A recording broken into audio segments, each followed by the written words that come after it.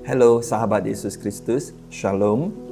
Pada kesempatan kali ini kita belajar bersama tentang mewaspadai alat penampi iblis dari Lukas 22 ayat 31. Sebelum itu mari kita berdoa.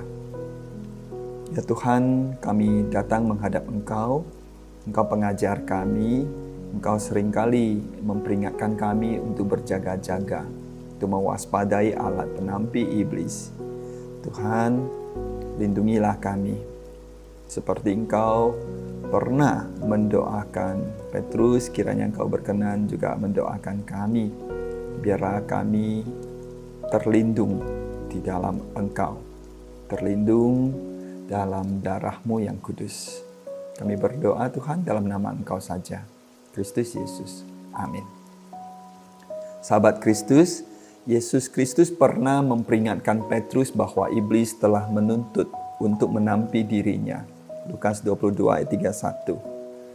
Alat penampi digunakan untuk menampi gandum dengan cara melemparkannya ke udara. Rumput jerami yang ringan akan terbang di tiup angin, sedangkan gandum akan jatuh karena bobotnya yang lebih berat daripada jerami. Iblis juga pernah menampi Daud. 1 Tawarik 21 ayat 1.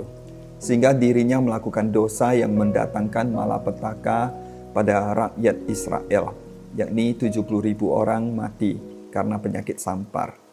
Hal ini terjadi karena dalam kesombongannya, Daud menghitung jumlah kekuatan militernya dan kemudian dia menyadari bahwa ia telah berdosa terhadap Tuhan. 2 Samuel 24 ayat 10. Daud segera membeli tanah dari Araunah dengan maksud mendirikan mezbah bagi Tuhan. Araunah ingin memberikan tanahnya kepada Daud secara gratis, tetapi Daud tetap memilih untuk membelinya dari Araunah. Di sanalah Daud mendirikan mezbah untuk mempersembahkan kurban bakaran sehingga tulah yang disebabkan oleh dosanya pun berhenti. Nah, di situ jugalah kemudian Salomo mendirikan rumah Tuhan. Lebih menarik lagi, tempat itu ada di Gunung Moria. Apa yang pernah terjadi di Gunung Moria? Abraham diperintahkan Tuhan untuk mempersembahkan Ishak di sana. Ishak kemudian digantikan oleh seekor domba jantan yang disediakan oleh Tuhan sendiri. Kita jadi mengerti mengapa kita harus berjaga-jaga menghadapi penampian iblis, yakni dengan pengakuan dosa seperti Daud di 2 Samuel 24 ayat 10 dan berlindung dalam darah Kristus Yesus.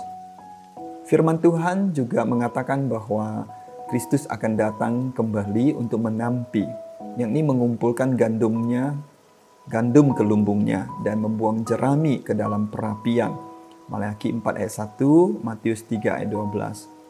Mungkin Anda bertanya mengapa iblis bisa menuntut untuk menampi kita dan Kristus juga akan menampi kita pada saat kedatangannya. Tampaknya kita ditampi dua pihak. Iblis menampi kita dengan memanfaatkan keinginan, kesombongan, kepalsuan, kejahatan dalam hati kita. Sebaliknya, Kristus menampi untuk memisahkan orang fasik dari orang yang takut akan namanya. Sehingga kita mungkin dapat menyimpulkan bahwa tujuan iblis menampi kita adalah untuk melempar-lemparkan kita ke udara agar kita terbuang bersama jerami, yakni membuat iman kita gugur sehingga kita berpaling dari Tuhan.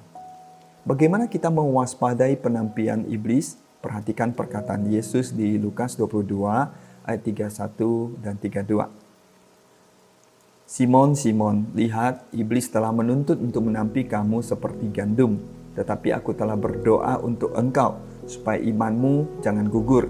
Dan engkau, jikalau engkau sudah insaf, kuatkanlah saudara-saudaramu. Dari perkataan Yesus, kita setidaknya belajar 3 hal. Pertama, penampian iblis harus direspons dengan doa. Kedua, penampian iblis bertujuan untuk menggugurkan iman. Ketiga, setelah kita insaf, kita mesti menguatkan saudara-saudara kita. Artinya, kesadaran kita atau setelah kita berbalik dari dosa, setelah kita bertobat, kita tidak bertobat hanya menjadi manusia baru untuk diri sendiri, tetapi kita hidup untuk Tuhan dan menasihati sesama kita untuk sama-sama tinggal di dalam Tuhan. Sebaliknya, Nah, respon Petrus menunjukkan bahwa dia tidak mengerti apa yang Yesus katakan. Atau dia justru meremehkan penampian iblis. Lukas 22 ayat 33. Petrus berkata, "Tuhan, aku bersedia masuk penjara dan mati bersama-sama dengan Engkau." Petrus mengira dirinya kuat. Dia mengira imannya akan tetap teguh. Dia tidak menyadari bahwa dia harus berlindung di dalam Tuhan. Saya paling menyukai inner sanctuary rumah Tuhan. Itu tempat tabut perjanjian ditaruh. Kata sanctuary berarti tempat perlindungan atau perteduhan. Di inner sanctuary dalam bait Allah merupakan tempat yang dikhususkan di mana Allah hadir. Di sanalah ruang pribadi perjumpaan dengan Tuhan. Yesus Kristus menggambarkan ruang pertemuan pribadi seperti ini dengan pintu yang ditutup. Matius 6 ayat 6. Karena penebusan Kristus, kita dapat memasuki ruang tersebut. Itulah ruang tempat kita bersembunyi. Itulah tempat perlindungan atau sanctuary kita. Itulah tempat kita berlindung dari penampian iblis. Maukah saudara berlindung di dalam Tuhan? Kiranya Tuhan menolong kita. Amin.